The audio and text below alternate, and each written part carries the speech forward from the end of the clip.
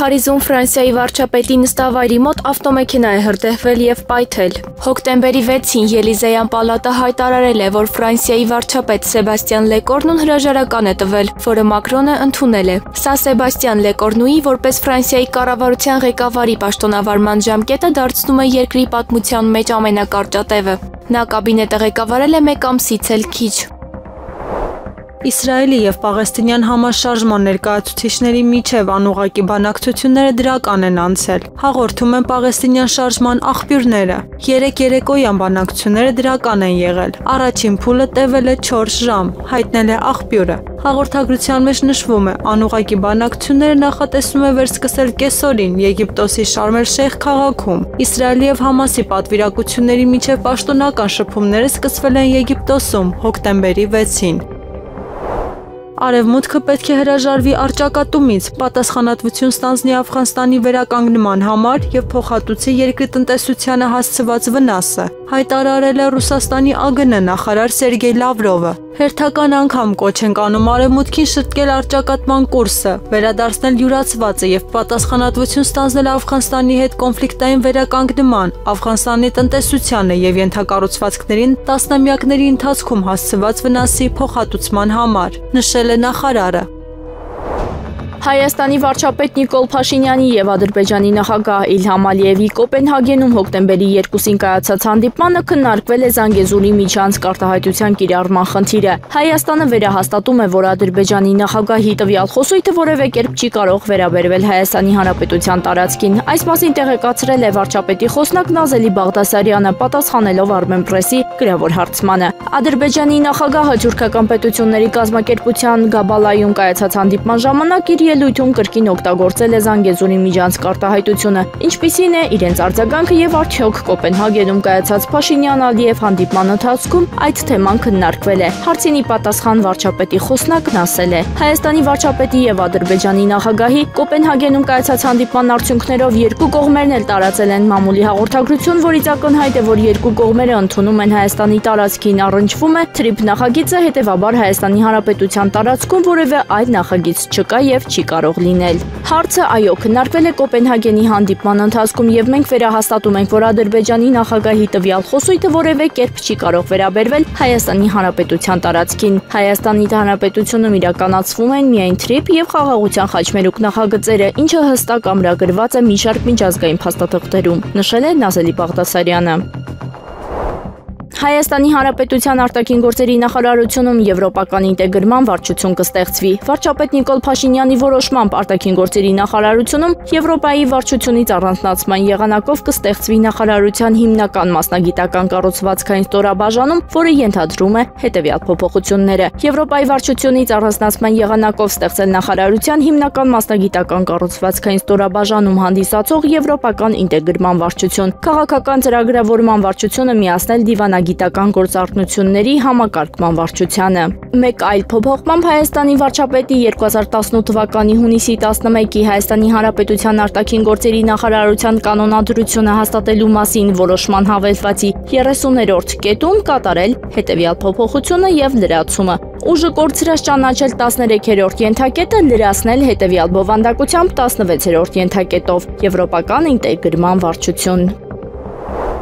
Այսօր Հայաստանի երրորդ նախագահ Սերժ Սարգսյանի գործով դատական նիստից առաջնապատասխանել է լրագրողների հարցերին։ Եթե Փաշինյան իմպիչմենտը չհաջողվի, արդյոք ՀՀԿ-ն կմասնակցի 2026 թվականի ընտրություններին, հարցին ի պատասխան Սերժ Սարգսյանն ասել է. Տեսնենք, կախված իրավիճակից դեռևս չեմ ուզում եզրակացություններ անել, բայց մենք ժամանակին կհայտարարենք մեր մասնակցության մասին, նշել է երրորդ նախագահը։ Իսրայելը գտնվում է մուրճի եւ սալի միջև, այս մասին հայտարարել է Իսրայելի մի քանի վարչապետների նախկին խորհրդական Շալոմ Լիպները, նրա խոսքերը մեջբերում է The Wall Street Journal-ը։ Տարածաշրջանային առումով Իսրայելն այժմ ավելի քիչ վտանգի տակ է, քան 2 տարի առաջ, բայց միջազգային մակարդակում երկիրը գտնվում է մուրճի եւ սալի միջև եւ երկարաժամկետ միտումները նրա օգտին չեն, ասել է նախկին խորհրդականը։ Բարբերականը նշում է Իսրայելի նկատմամբ զայրույթը մահմեդական աշխարհից տարածվել է դեպի Եվրոպա եւ ավելի ավելի ու ավելի շատ ԱՄՆ, որտեղ դեմոկրատական կուսակցության զգալի մասը MAGA շարժման հաճող մասը այժմ դեմ են Իսրայելին ամերիկյան օգնությանը։ Եվրահանձնաժողովի արտաքին քաղաքականության հարցերով նախկին ավագ խորհրդական Նատալի Տոչիի խոսքով Իսրայելը չարաշահել է իր լիազորությունները, քանզի արևմուտքն իրեն դա թույլ չի տվել։ Նա նշել է իր ընկերները ինչ-որ առումով այնքան էլ ընկերասեր չեն, քանի որ նրանք Թել Ավիվին հետ չեն պահել երկարաժամկետ հեռանկարում կործանարար գործողություններից։ ՆԱՏՕ-ի դաշնակիցների Ուկրաինա զորքեր ուղարկելու խոստումները եւ անվտանգության երաշխիքներ տրամադրելը բլեֆ են։ Այս մասին հայտարարել են վերլուծաբաններ Ջերեմի Շապիրոն եւ Սամուել Չերեպը։ ՆԱՏՕ-ի դաշնակիցները համառորեն հրաժարվում էին ուղղակիորեն միջամտել, ուստի նոր հակամարտության դեպքում Ռուսաստանին հակարված տալու ցանկացած խոստում պարզապես վստահություն չի առաջացնում, հայտնել են վերլուծաբանները։ Փորձագետների խոսքով նման բլեֆը չի վախեցնի Ռուսաստանին։ Ֆրանսիայում քաղաքական փակուղուն վերջ տալու միակ միջոցը նախագահ Էմանուել Մակրոնի հրաժարականն է։ Այս մասին հայտարարել է ծայրահեղձախակոմյան ֆրանսիացի քաղաքական գործիչ Ժան-Լյուկ Մելանշոնը, հաղորդում է The Wall Street Journal-ը։ Պարբերականը նշում է Մակրոնը կորցրել էր 4-րդ վարչապետին ընդամենը 1 տարվա ընթացքում, ինչը նշան է այն բանին, թե ինչպես է երկրում քաղաքական ճգնաժամն ընդգրկել նրա շարքերը եւ սահմանափակել Ֆրանսիան ֆիսկալ պարույրից դուրս բերելու հնարավորությունները։ Միևնույն ժամանակ վերլուծաբանները պնդում են Մակրոնը դեռևս կարող է նոր կառավարություն նշանակել տեխնոկրատների գլխավորությամբ ընթացիկ հարցերը լուծելու համար, սակայն դեռ պարզ չէ կկարողանա արդյոք նման կառավարությունը գոյատևել։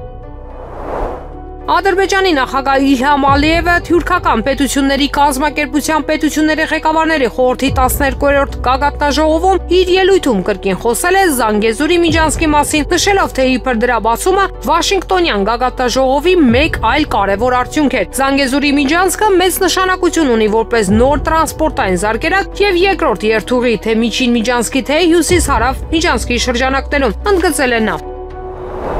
Գյումրու քաղաքապետ Վարդան Ղուկասյանի զրահապատ ավտոմեքենան այսօր հետապնդվել է Պարագային ծառայության 4 ավտոմեքենայի կողմից, երբ քաղաքապետն իր տանից ուղևորվել է աշխատանքի Գյումրու քաղաքապետարան։ Այս մասին հայտարարություն է տարածել Գյումրու համայնքապետարանը, պարզաբանելով ներքին գործերի նախարարության հաղորդագրությունը, ըստ որի քաղաքապետի ավտոմեքենան խախտումներ է իրականացրել։ Հայտարարության մեջ մասնավորապես նշված է քաղաքապետի տանից մինչև քաղաքապետարան հեռավորությունը 300 մետր է։ Այդ ճանապարհով քաղաքապետն ամեն օր է գալիս աշխատանքի։ Երթևեկության կանոնների խախտում այդտեղ հնարավոր չէ կատարել։ Ուստի ներքին գործերի նախարարության տարածած հայտարարությունը, թե մեքենան վարել են ճանապարհային երթևեկության կանոնների խախտումով, բացարձակ սուտ է։ Ոստիկանության Պարագային ծառայության Շիրակի մարզի գումարտակյան ֆակտ տեսուչի կողմից քաղաքապետարանի շենքի դիմաց արված հայտարարության համաձայն մեքենան պետք է տեղափոխվեր հատուկ պահպանվող տարածք մեքենայի տեխնիկական փաստաթղթերի մեջ առկա թերությունների պատճառով։ Հետևապես ներքին գործերի նախարարության հայտարարությունը վկայում է կոնկրետ Գյումրու քաղաքապետի դեմ իջեցված պատվերի, գործողությունների պլանավորված սցենարի եւ ուժային կառույցների միջոցով քաղաքական հաշվեհարդարի մասին։ Նշենք, որ Գյումրու քաղաքապետի ավտոմեքենան այնուամենայնիվ չտեղափոխվեց հատուկ պահպանվող տարածք 10-օրյա ժամկետում փաստաթղթերի ուսումնասիրության։ Հիշեցնենք, Գյումրու քաղաքապետի նկատմամբ քաղաքական բռնաճնշումները սկսվեցին դեռևս նախընտրական շրջանում, երբ նա հայտարարել էր, որ առաջադրվելու է որպես քաղաքապետի թեկնածու,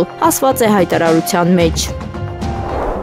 Լեհաստանի նախկին վարչապետ Մատեուշ Մորավեցկին քննադատել է Գերմանիայի նախկին կանցլեր Անգելա Մերկելին հատուկ ռազմական գործողության սկզբում եվրոպական երկրների մեղավորության մասին նրա խոսքերից հետո, հայտնում է Պոլիտիկոն։ Անգելա Մերկելը իրան մտածված հարցազրույցով ապացուցեց, վերջին 100-ամյակի ընթացքում Եվրոպայի համար ամենավնասակար գերմանացի քաղաքական գործիչների շարքում է, ասել է քաղաքական գործիչը։ Ավելի վաղ Գերմանիայի նախկին կանցլեր Անգելա Մերկելը հայտարարել էր. Լեհաստանը, Լատվիան, Լիտվան եւ Էստոնիան անուղղակիորեն մեղավոր են հատուկ ռազմական գործողություն սկսելու համար։ Նրա խոսքով 2021 թվականին երկրները դեմ են արտահայտվել ԵՄ-ի եւ Ռուսաստանի միջև երկխոսության նոր ձևաչափի վերաբերյալ իր առաջարկին։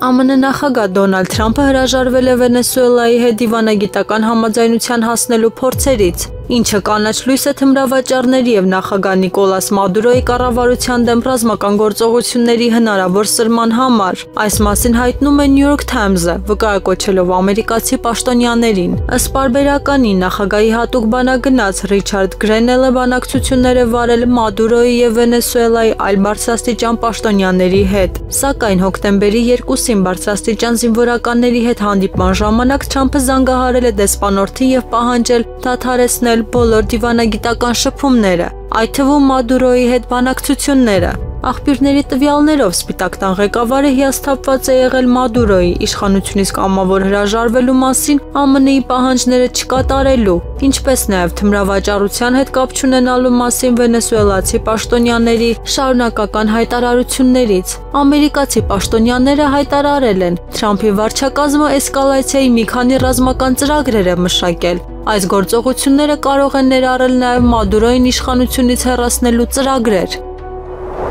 Կորեայի ժողովրդադեմոկրատական հանրապետության առաջնորդ Կիմ Չեն Ընը շնորհավորել է Ռուսաստանի նախագահ Վլադիմիր Պուտինին ծննդյան օրվա կապակցությամբ։ Իմ սիրելի ընկեր Վլադիմիր Պուտին, ձեզ եմ հղում ամենաանկեղծ եւ ջերմ շնորհավորանքները ծննդյան նշանակալի օրվա կապակցությամբ։ Փենյանն ու Մոսկվան միշտ միասին կլինեն, իսկ մեր բարեկամությունը հավերժ կլինի, հայտարարել է Կիմ Չեն Ընը։ Կորեայի ժողովրդադեմոկրատական հանրապետության առաջնորդը նշել է, որ իր իմաստուն ղեկավարության շնորհիվ ներկայումս Ռուսաստանը հռչակ է դրսևորում որպես համաշխարհային տերություն, որը գլխավորում է բազմաբևեռ աշխարհի կառուցումը։ Ավելի վաղ Իսրայելի վարչապետ Բենյամին Նեթանյահուն Ռուսաստանի նախագահի հետ հեռախոսազրույցի ընթացքում իր բարեմաղթանքներն էր հայտնել զրուցակցին նրա 73-ամյակի նախօրեին։ Ռուսաստանի Դաշնության նախագահի մամուլի քարտուղար Դմիտրի Պեսկովը հայտել է, որ Պուտինը ծննդյան օրը խորհրդակցություն կանցկացնի անվտանգության խորհրդի մշտական անդամների հետ։ Ուկրաինայի նախագահ Վոլոդիմիր Զելենսկին շանտաժ է ենթարկում Բուդապեշտին, որպեսզի ստիպի նրան աջակցել Ուկրաինայի անդամակցությանը Եվրամիությունում։ Այս մասին հայտարարել է Հունգարիայի վարչապետ Վիկտոր Օրբանը։ Նա ընդգծել է, որ Հունգարիան պարտավորություն չունի քվեարկելու Ուկրաինայի անդամակցության օգտին, քանի որ այդ հարցը միաձայն լուծվում է Եվրամիության բոլոր երկրների կողմից։ Հունգարիայի վարչապետի խոսքով հունգարիացիներն արդեն դեմ են արտահայտվել հանրաքվեին։ Չիկագոյի քաղաքապետ Բրենդոն Ջոնսոնը ԱՄՆ նախագահ Դոնալդ Թրամփի վարչակազմին մեղադրել է սահմանադրությունը խախտելու մեջ այն բանից հետո, երբ ԱՄՆ առաջնորդը որոշել է այնտեղ ազգային գվարդիայի 300 մարդիկ ուղարկել։ Այս մասին հաղորդում է CNN-ը։ Այս նախագահը ցանկանում է խարխլել հենց այն սահմանադրությունը, որի համար մենք պայքարել ենք, հայտնել է պաշտոնյան։ Չիկագոյի քաղաքապետը կոչ է արել իր երկրի քաղաքացիներին հակահարված տալ իշխանություններին, քանի որ դա նրանց ընդհանուր պարտքն է։ Չեչնիայի ղեկավար Ռամզան Կադիրովը շնորհավորել է Ռուսաստանի Դաշնության նախագահ Վլադիմիր Պուտինին ծննդյան օրվա առթիվ։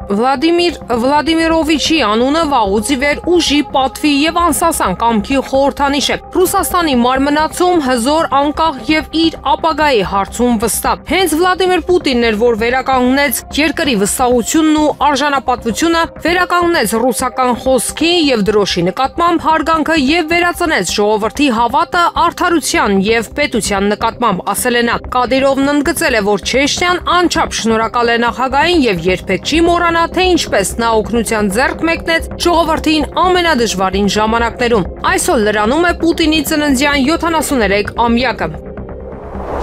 Խաղաղությունը կախված է բացառապես Ալիևի տրամադրությունից, նա մի օր էլ կարող է վատ երազ տեսնել։ Այս մասին այսօր հրավիրված մամուլի ասուլիսին ասել է Հայաստանի երկրորդ նախագահ Ռոբերտ Քոչարյանն, անդրադառնալով Վաշինգտոնում Փաշինյանի Թրամփի Ալիևի ստորագրած փաստաթղթին, որից Հայաստանի իշխանությունները մեծ սպասելիքներ ունեն։ Այդ փաստաթղթերում եւ ընդհանրապես որևէ տեղ չկան որևէ երաշխիքներ,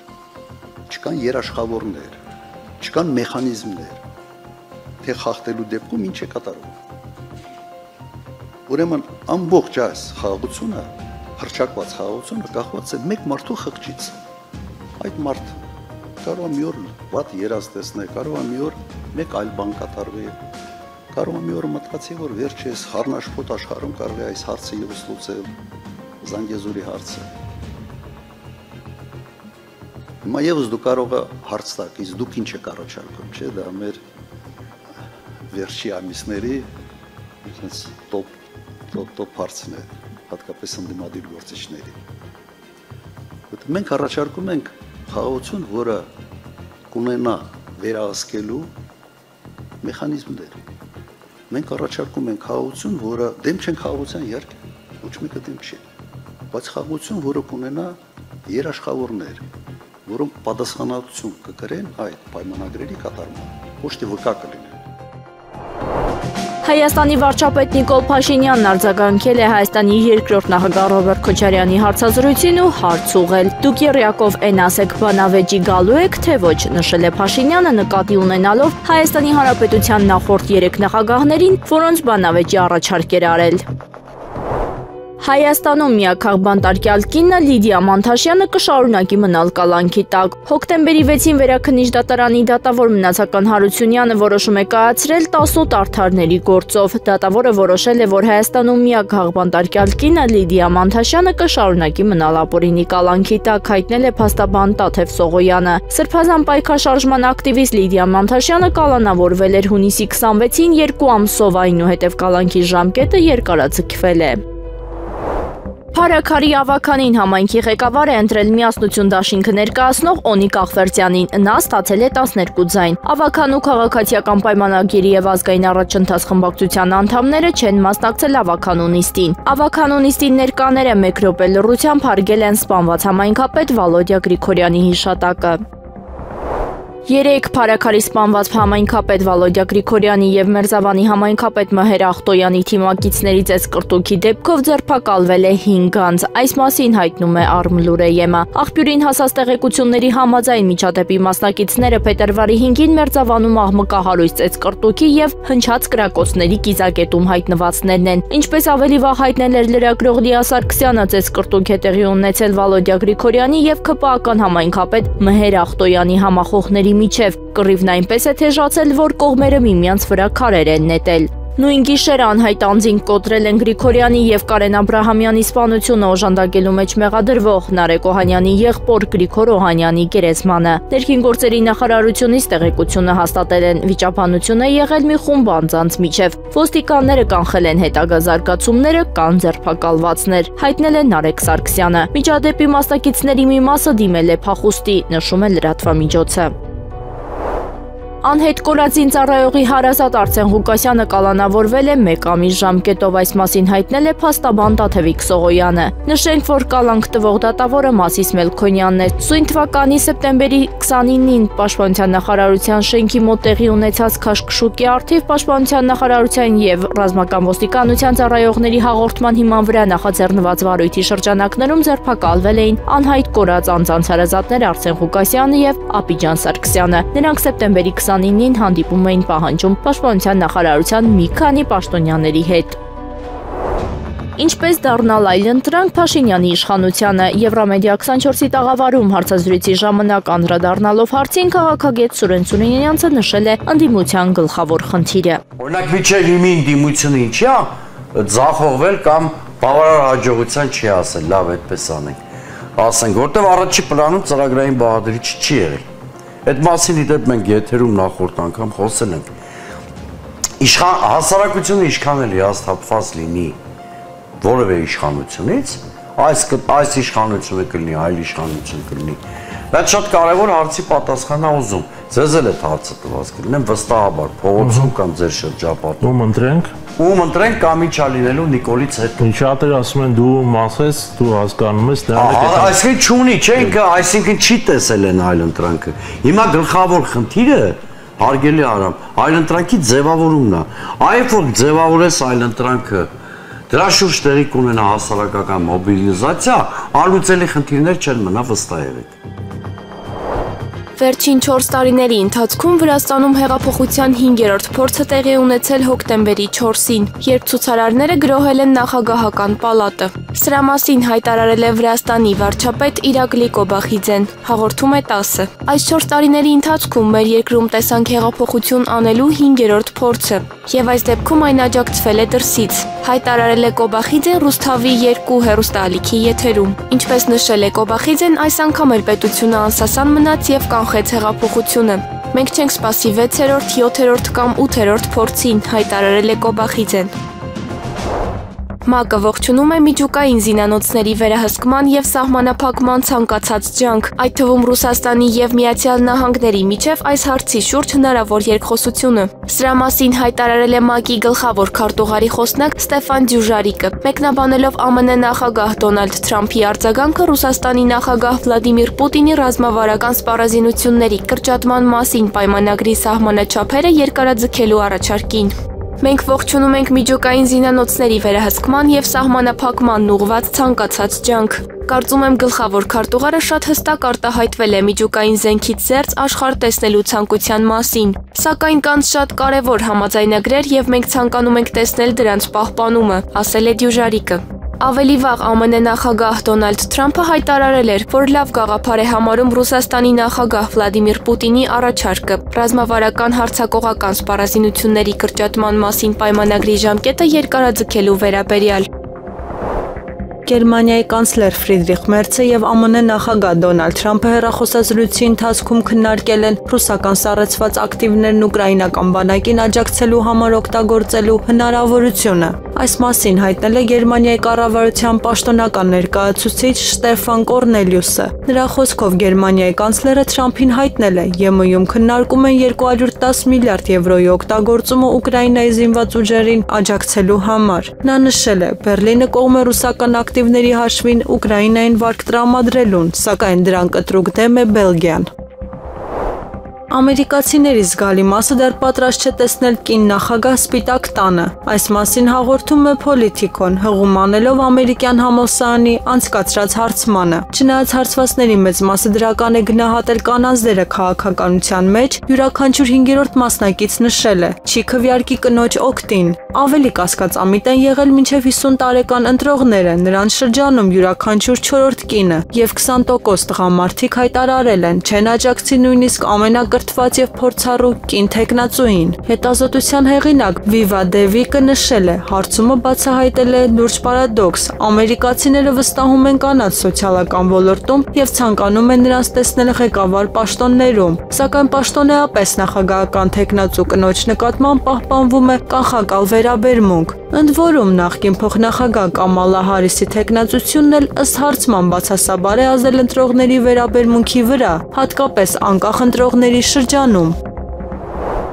Ռուսաստանի նախագահ Վլադիմիր Պուտինը հեռախոսազրույց է ունեցել Իսրայելի վարչապետ Բենյամին Նեթանյահուի հետ, հաղորդում է Կրեմլի կայքը։ Մանրամասն քննարկվել է Մերձավոր Արևելքում ստեղծված իրավիճակի զարգացումները, այդ թվում ԱՄՆ նախագահի կողմից Գազայի հատվածում կարգավորման վերաբերյալ առաջարկված պլանի համատեքստում։ Վլադիմիր Պուտինը վերահաստատել է Ռուսաստանի դիրքորոշումը Պաղեստինյան խնդրի համապարփակ կարգավորման օգտին հիմնված միջազգային իրավունքի հայտնի սկզբունքների վրա։ Բացի այդ տեղի ունեցել կարծիքների փոխանակում տարածաշրջանային այլ հարցերի շուրջ։ Մասնավորապես հետաքրքրություն է արտահայտվել Իրանի միջուկային ծրագրի շուրջ ստեղծված իրավիճակի բանակցային լուծում գտնելու եւ Սիրիայում իրավիճակի հետագա կայունացման հարցում, ասվում է հայտարարության մեջ։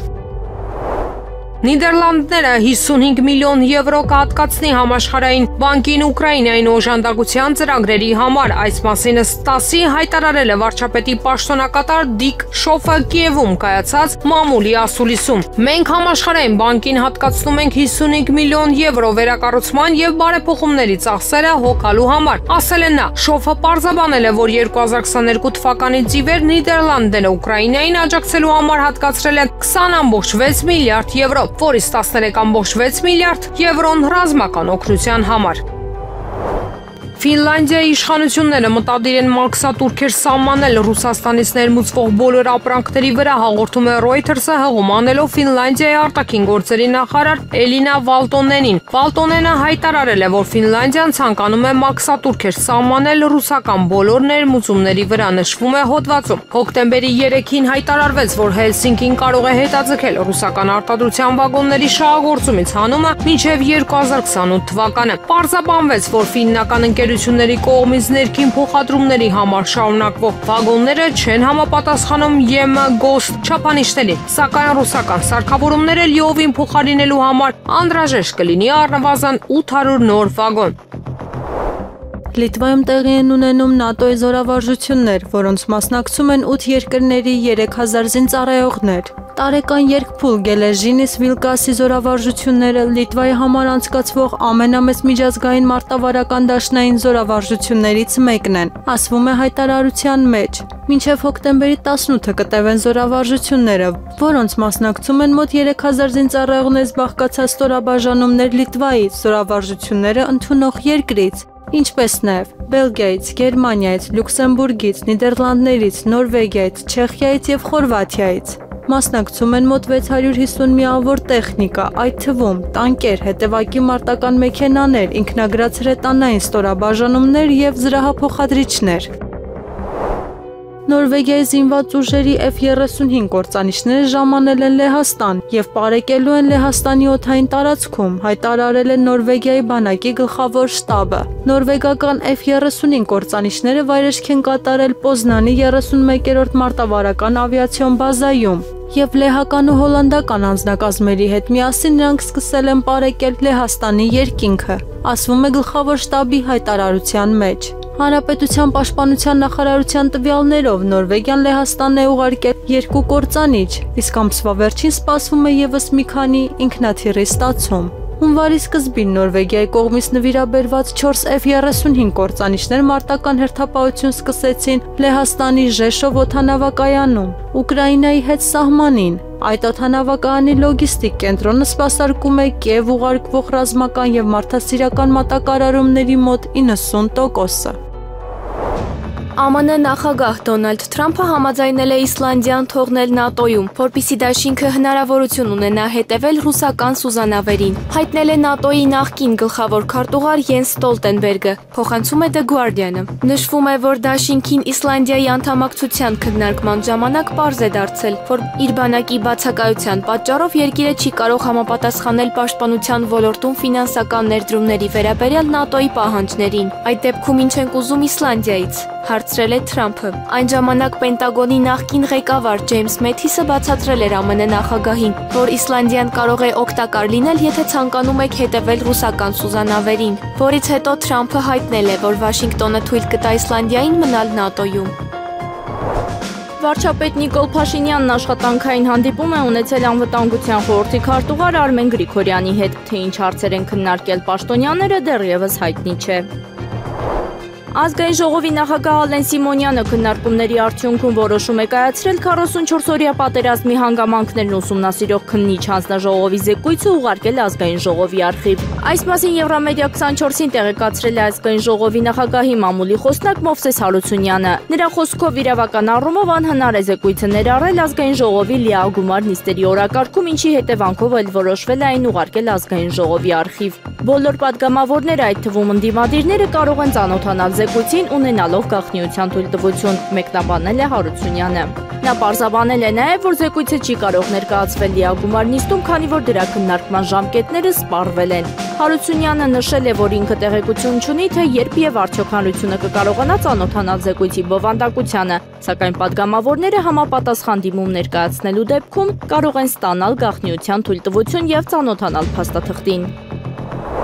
Ուկրաինայի նախագահի գրասենյակի նախկին խորհրդական Ալեքսեյ Արեստովիչը ռուս լրագրող Քսենիա Սոբչակի հետ հարցազրույցում Վլադիմիր Պուտինին բնորոշել է որպես կվալիֆիկացված խաղացող։ Նա շեշտել է, որ դա գովեստ է ոչ թե որպես մարդ, այլ որպես քաղաքական գործիչ, որը գիտի ճիշտ քայլեր անել։ Ես նրան գովում եմ որպես փորձառու խաղացողի։ Չեմ ասում, թե նա իդեալական մարդ է կամ սուրբ, պարզապես նա խաղացող է, որը ճիշտ քայլեր է անում եւ պահպանում է պայմանավորվածությունները, նշել է Արեստովիչը, հավելելով, որ Պուտինն լավ ֆիզիկական վիճակում է եւ երբեք չի խախտում պայմանավորվածությունները։ Նույն հարցազրույցում Արեստովիչը հայտարարել է, որ պատրաստ է Ռուսաստանին հանձնել Ղրիմը եւ 4 շրջան՝ Ֆեդերատիվ Հանրապետության Գերմանիա եւ Գերմանական Դեմոկրատական Հանրապետություն վերամիավորման օրինակով։ Նրա խոսքով Ուկրաինայում հակամարտության դադարեցման համար պետք է երաշխավորվեն ռուսախոս բնակչության եւ եկեղեցու իրավունքները։ Եղանակը առաջիկա օրերին։ Երևան քաղաքում հոկտեմբերի 7-ից 3-ը 8-ից 9-ը, 11-ից 12-ը սպասվում է առանց ստեղումների եղանակ։ Հոկտեմբերի 10-ի գիշերը եւ առավոտյան հնարավոր է կարճատև անձրև։ Հանրապետության տարածքում հոկտեմբերի 7-ից 3-ը 8-ից 9-ը, 11-ից 12-ը սպասվում է առանց ստեղումների եղանակ։ Հոկտեմբերի 10-ի գիշերը եւ առավոտյան առանձին շրջաններում սպասվում է կարճատև անձրև։ Քամին հարավ-արևմտյան 2-ից 5 մետր/վայրկյան։ Հոկտեմբերի 8-ից 12-ին առանձին շրջաններում սպասվում է քամուշ գնացում 15-ից 18 մետր/վայրկյան արագությամբ։ Օդի ջերմաստիճանը հոկտեմբերի 10-ից 11-ին կնվազի 5-ից 7 աստիճանով։